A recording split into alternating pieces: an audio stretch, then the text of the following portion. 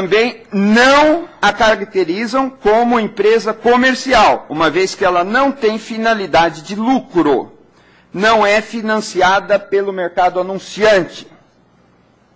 Pode ter um aporte vindo do mercado, mas não é financiada, ela não depende do mercado anunciante para se financiar integralmente. As emissoras públicas, quando veiculam anúncios, o fazem de maneira fortemente diferenciada. Como regra, portanto, ela não veicula comerciais e não compete comercialmente com as emissoras comerciais. Em segundo lugar, o seu financiamento é de natureza pública, quer dizer, ela vive de dotações regulares vindas do Estado e da sociedade. Quando vindos da sociedade, os recursos que financiam a emissora pública podem resultar de taxas compulsórias, portanto, ou de doações voluntárias. O fundamental para esta conceituação é que todos esses aspectos financeiros estejam previstos em lei e sejam protegidos por lei, de tal forma que não podem ser desviados pela autoridade pública para outras finalidades e também não podem ser contingenciados de acordo com a discricionariedade do agente público. A lei também deve deixar expressa a não vinculação da emissora pública a qualquer autoridade externa. Vejam que aqui a lei deve ter a palavra não. A lei aqui deve ter a palavra não, ela deve explicar a negativa, ela deve explicar por que há uma não vinculação, uma não subordinação. Ela não deve, portanto, a emissora pública não deve contrapartida política ou comercial ao recebimento dos recursos. O recebimento dos recursos, nesse sentido, é unidirecional e incondicional. É claro que ela tem que prestar um bom serviço, é claro que ela tem que dar respostas ao cidadão, mas não aí no canal de onde vem o recurso. Para que fique bem claro, na emissora pública, a gestão cotidiana não está subordinada à autoridade de um dos três poderes da República, legalmente ou de fato. E sua programação não sofre limites originados de uma autoridade externa.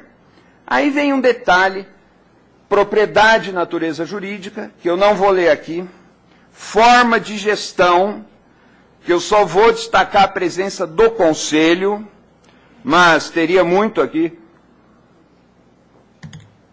E o Conselho na emissora pública, ele determina o principal executivo. E o executivo escolhe os diretores que o assessoram. Então, é o Conselho que escolhe o dirigente principal que contrata os seus assessores. Haveria mais aqui para destacar, mas eu vou passar direto ao outro requisito, que é a programação. Existem dois requisitos conceituais de método na programação. O primeiro é que a programação, ainda que seja ruim, de má qualidade, seja determinada e posta no ar com clara autonomia, não dependendo de qualquer forma de aprovação ou anuência de autoridades externas. Portanto, nós podemos ter uma emissora pública péssima. Cuidado, porque muitas vezes, sem querer, a gente associa que a qualidade é o monopólio da emissora pública. A gente acha que a emissora pública é ótima, que isso está fora de questão. Não está fora de questão, mas nós podemos ter uma emissora pública que atenda todos os requisitos e que seja péssima. Isso aqui não garante qualidade, mas isso aqui é pré-requisito para a qualidade da emissora pública. O segundo requisito é que, para ser de fato uma programação pública, segundo os parâmetros aqui delineados, etc., ela seja pautada por valores, metas e princípios que deem prioridade à diversidade de vozes, à experimentação de linguagem, à ousadia de que falou o Marcum, à informação crítica e independente, a preocupação com a formação de cidadãos autônomos e sem ter finalidade comercial, partidária, governamental ou religiosa. Esses parâmetros, ao lado de outros, que depois são detalhados, definem, portanto, a emissora pública. E aí vem uma observação, que é sobre o hibridismo. Nós podemos ter instituições estatais que evoluam na direção de emissora pública. Não que a condição de emissora pública seja na cadeia da evolução das espécies superior às emissoras estatais. Podem existir emissoras estatais de excelente qualidade, que têm uma finalidade a cumprir, e as públicas. Mas pode ser que se dê entre uma categoria e outra uma migração, um movimento. Aí nós, a partir disso, identificamos 10 conjuntos de indicadores, que evidentemente eu não vou detalhar, eu só vou ler os 10. Os 10, porque cada um dos 10 tem 100, então vou só ler os 10. Primeiro, transparência de gestão. Ora, mas o que transparência de gestão tem a ver com a qualidade do programa que eu vejo no rádio ou que eu ouço na televisão? Esse modelo mostra que tem tudo a ver. Tudo a ver. Transparência de gestão aparece missão e propósito da empresa ou da instituição. A administração de recursos é outro tópico. E o nível de diálogo com a sociedade. Se essas exigências não são atendidas, essa emissora é inepta e inapta para ouvir e dialogar com a sociedade, vocês percebem? Não pode sair uma boa programação no sentido do que nós chamamos de boa programação, que é uma programação que reflita e emule diálogo social. Depois, outro item, diversidade cultural. Terceiro tópico, cobertura geográfica e oferta de plataformas. Apareceu aqui, como é, aliás, Roraima, saudações. Apareceu Roraima falando como a nossa programação chega a Brasília e como a programação de Brasília contempla o que nós temos, cobertura geográfica, mas cobertura de plataformas. Porque hoje o cidadão existe em Roraima, mas ele existe nas redes sociais. Ele existe fisicamente num lugar e virtualmente no outro lugar.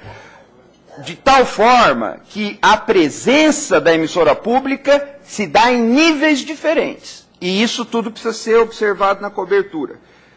Quarto ponto, padrão público, entre parênteses, democrático e republicano do jornalismo. Há medidas para isso, há objetivos, há cortes, há radiografias, ângulos pelos quais você vê se o jornalismo é público ou não é público. Embora eu não goste da expressão jornalismo público, mas aqui isso não vem muito ao caso. Quinto, independência, subdividido em 2 subtópicos, pressupostos da independência e a independência da operação de linha da emissora. Porque uma coisa é a independência assegurada por lei, praticada na gestão, etc. Outra é a independência observada no dia a dia, no workflow da emissora. Sexto, interação com o público. Sétimo, caráter público do financiamento. 8, grau de satisfação da audiência. Nós falamos pouco aqui sobre a necessidade, as aspirações do público. Isso é fundamental. Precisamos tomar cuidado quando a gente diz que o público no Brasil não se habituou com comunicação pública. Em parte, no rádio se habituou sim. Sabe o que é comunicação pública para o Brasil? É a voz do Brasil. É a voz do Brasil. Foi por onde eles viram programação não comercial, de veiculação compulsória, e para muita gente isso é sinônimo de comunicação pública, ou de comunicação estatal. Por isso muita gente pensa, disso eu não preciso. Mas qual o grau de satisfação do público? Como você mede isso? Uma coisa é a audiência. A audiência conta para televisão pública. Mas apenas a audiência não basta. E a audiência não é tudo. Permanência na programação. Fidelidade. Busca de referências. Quer ver outra coisa que se pode medir na comunicação pública? Se faz isso na escola. com que grau de informação o sujeito entrou no primeiro grau ou no ensino médio, com que grau de informação ele saiu, ou de um curso universitário. O que ele incorporou de conhecimento nesse percurso? Nós podemos medir o que as pessoas incorporam de nível de informação acompanhando durante um certo tempo a emissora pública. Devemos medir isso. Devemos conversar com o telespectador, com o ouvinte. Devemos ouvir dele para onde estamos. Para tudo isso, há formas objetivas de medir. 9º tópico, experimentação de linguagem. E eu estou quase chegando no 10º e quase acabando. Experimentação e inovação de linguagem é algo que tem a ver com estética. Estética não pode ser medida por uma régua. Não há um critério objetivo que dê para nós a qualidade de uma obra de arte. Isso não pode ser medido objetivamente. Mas muita coisa que faz parte disso pode ser medida objetivamente. Temos que usar grupos de discussão, temos que usar conselhos suplementares, várias outras coisas, mas isso é possível avaliar. E, por fim, padrões técnicos. São os 10 eixos dentro dos quais esses indicadores se articulam. E cada realidade deve aplicá-los de uma maneira diferente. Mas é isso. O que eu queria comunicar, acho que eu já tomei bastante tempo de vocês, sem contar as reminiscências afetivas, sentimentais. Muito obrigado da atenção de todos vocês e, mais uma vez, obrigado pelo convite.